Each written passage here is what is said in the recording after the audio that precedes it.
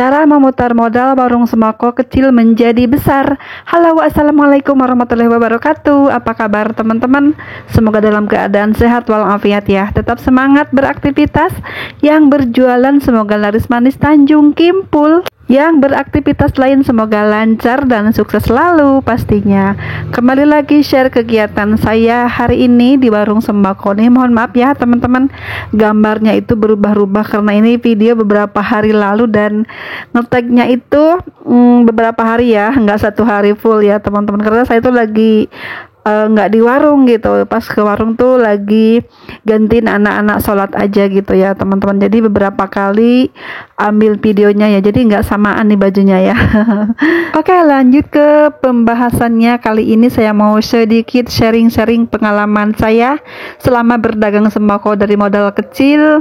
Dulu di awal saya buka usaha sembako itu modalnya kurang lebih 7 jutaan gitu ya di barangnya teman-teman.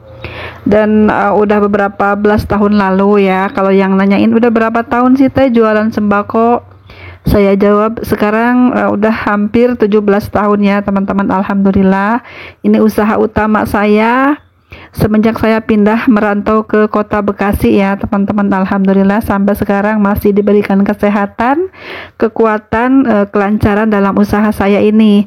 Meskipun usaha kecil-kecilan, alhamdulillah teman-teman, diberkahkan sama Allah ya. Yang penting kita niatnya baik, pengen usaha, pengen cari rezeki yang halal, yang berkah untuk kita semuanya sekeluarga gitu teman-teman. Cara memutar modal kecil menjadi besar dalam usaha warung sembako ini menurut pengalaman saya dengan membagi-bagi uang modal kita teman-teman. Kita bagi-bagi modal untuk membeli barang-barang sembako yang sekiranya setiap hari laku gitu teman-teman.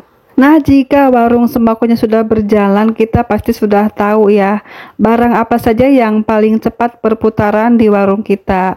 Nah, kita punya stok banyak nggak apa-apa barang tersebut karena setiap hari lakunya. Namun kita harus bisa membedakan antara barang yang cepat laku dan tidak cepat lakunya ya teman-teman. Saat belanja pun kita harus hati-hati. Modal kita itu kan hanya sedikit ya. Kita ingin menjadi besar, menjadi banyak dapat barang, jadi kita perhatikan saat kita kulakan. Misalnya kita punya uang modal 7 juta ya, dulu saya teman-teman, saya bagi-bagi uang 7 juta itu dari jajanan anak-anak sampai kebutuhan sehari-hari ibu rumah tangga, dari kebutuhan dapur, kebutuhan mencuci, kebutuhan sehari-hari dan lain-lain ya teman-teman. Kita bagi-bagi modal kita itu teman-teman, dan kita waktu itu nggak habiskan langsung modal uang yang 7 jutaan itu ya. Kita simpan sekitar 2 juta ya teman-teman, waktu itu kalau nggak salah 2 jutaan gitu ya. Saya simpan uangnya, tidak saya belanjakan semuanya, nanti jaga-jaga kalau ada barang-barang lain yang dicari pelanggan saya beli gitu teman-teman. Karena kalau saya habiskan langsung modal saya 7 juta itu, takutnya nanti barang tersebut tidak lakunya cepet gitu ya. Jadi saya antisipasi untuk ketersediaan barang saya itu dijaga, dan saya pilih-pilih belanjaannya yang memang mungkin cepat lakunya apa nih, karena warung kita itu waktu itu baru ya, belum punya pelanggan tetap dan pembeli pun masih ya 1-2 aja ya teman-teman, dan hanya beberapa jajanan yang paling sering lakunya setiap hari teman-teman. Memilih barang-barang belanjaan pun kita harus hati-hati ya, karena banyak produk, misalnya kopi ada beberapa merek gitu ya, dan kita pun hanya pilih beberapa aja yang familiar rasanya, yang sering orang beli ya teman-teman. Misalnya kopi hitam atau kopi susu gitu ya, nggak terlalu banyak menyediakan merek-merek lain ya teman-teman. Kita lihat dulu perputarannya yang paling cepat tuh kopi apa nih. Nanti kalau ada yang tanya lagi kopi lainnya, kita beli 1 renceng atau 2 renceng aja, nggak usah banyak-banyak seperti itu ya teman-teman. Dan kita waktu itu perputaran uang tuh memang saya hemat-hemat gitu loh teman-teman ya. Kita tahan-tahan keinginan yang memang bukan keinginan untuk warung sembako ya teman-teman. Kita fokuskan uang warung itu, misalnya laris sekian setiap hari, kita putar lagi untuk berbelanja lagi barang-barang kebutuhan untuk di warung sembako ya teman-teman. Jadi saya usahakan waktu itu saat merintis usaha, dengan modal kecil saya usahakan menahan dulu keinginan saya ya teman-teman, karena saya ingin fokus ke usaha agar lebih banyak barang dan lebih berkembang lagi usaha saya ini teman-teman. Karena saya lihat usaha sembako ini banyak saingan, jadi harus kita pintar-pintar memilih barang, memilih tempat kulakan juga ya, agar bisa bersaing dengan warung-warung lainnya teman-teman. Meskipun beda 500, beda 1000 kan lumayan jika kita bisa kulakan di tempat-tempat yang lebih murah gitu ya teman-teman. Nanti kita bisa jual dengan harga murah ataupun bisa juga mendapat keuntungan yang lumayan ya teman-teman. Jadi seperti itulah teman-teman, pedagang sembako itu harus cerdik, cermat dalam mengelola keuangan warungnya agar modal kecil pun bisa menjadi besar gitu ya.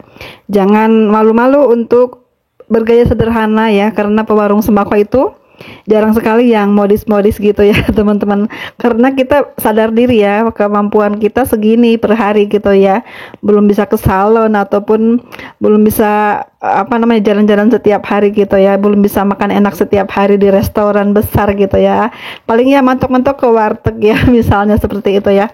Ukur-ukurlah kemampuan kita ya, jangan sampai penghasilan itu lebih besar pengeluarannya daripada penghasilan gitu teman-teman.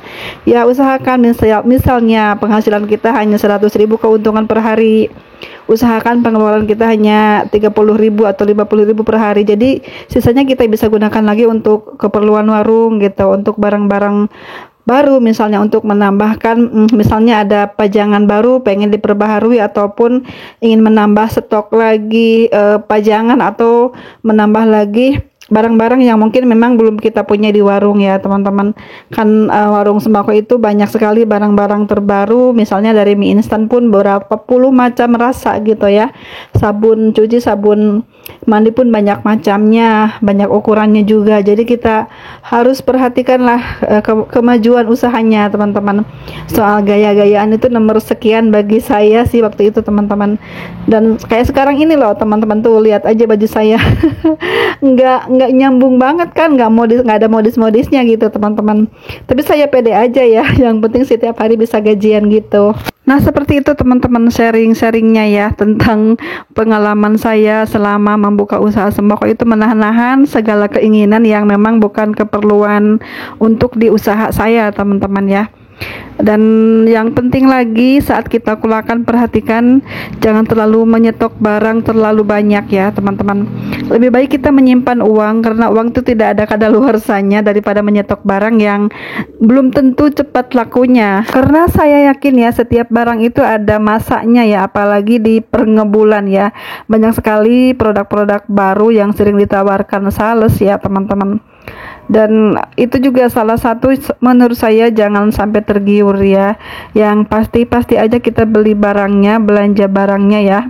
Dan saya usahakan kalau punya uang itu lebih baik ya kita simpan uangnya daripada menyimpan menumpuk-numpuk barang yang menurut saya belum tentu cepet laku gitu ya. Lebih baik kita sehari habis kita bisa kulakan lagi. Beda lagi dengan mungkin teman-teman ada yang di pelosok yang susah untuk berbelanja kulakan gitu ya, mungkin bisa jarang-jarang kulakan, sekalinya kulakan tuh banyak. Tapi kalau di tempat saya ini alhamdulillah banyak agen-agen yang buka sampai tengah malam juga ada ya teman-teman, yang penting ada uangnya. Jadi saya tuh nggak terlalu banyak menyetok-nyetok barang saat ini ya, yang penting ada uang kita beli gitu teman-teman. Kalau sudah habis jangan sampai keteteran aja, seperti itu.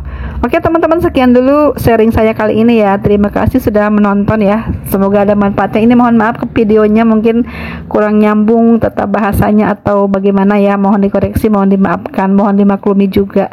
Sekian ya, assalamualaikum warahmatullahi wabarakatuh.